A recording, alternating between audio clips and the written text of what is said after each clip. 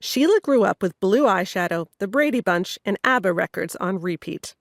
The only thing higher than her shoulder pads were her bangs.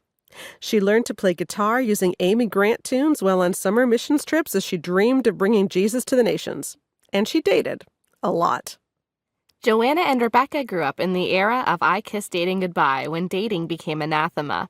They read Focus on the Family's Brio magazine until the pages wore out, sang Barlow Girl at the top of their lungs, and delighted that their teen heartthrobs wore purity rings. All three of us writing this book grew up loving Jesus and attending youth group. But our experiences were separated by a generation. Not so surprising since Rebecca is Sheila's daughter. That generation saw a huge shift in the evangelical church when youth groups and popular media embraced purity culture wholeheartedly.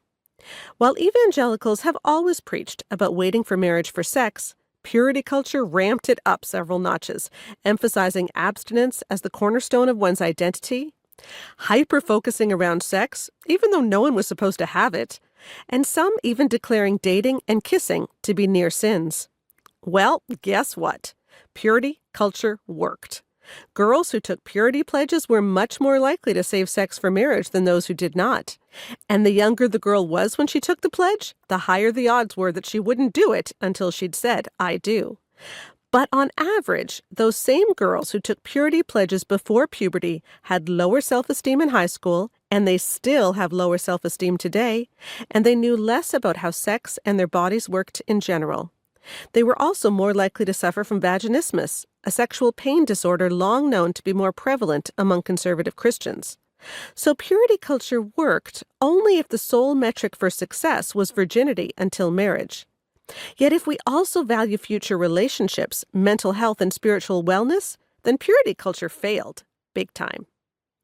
I, Sheila, have been writing on sex and marriage for almost 20 years. When I started, I mostly towed the typical evangelical line, including spreading some of these purity culture messages myself. But as I listened to women's stories and read the memoirs coming out about the effects purity culture was having, alarm bells went off. My focus on my blog, and later my podcast, shifted to how we can identify the harmful things we used to believe and replace them with truth.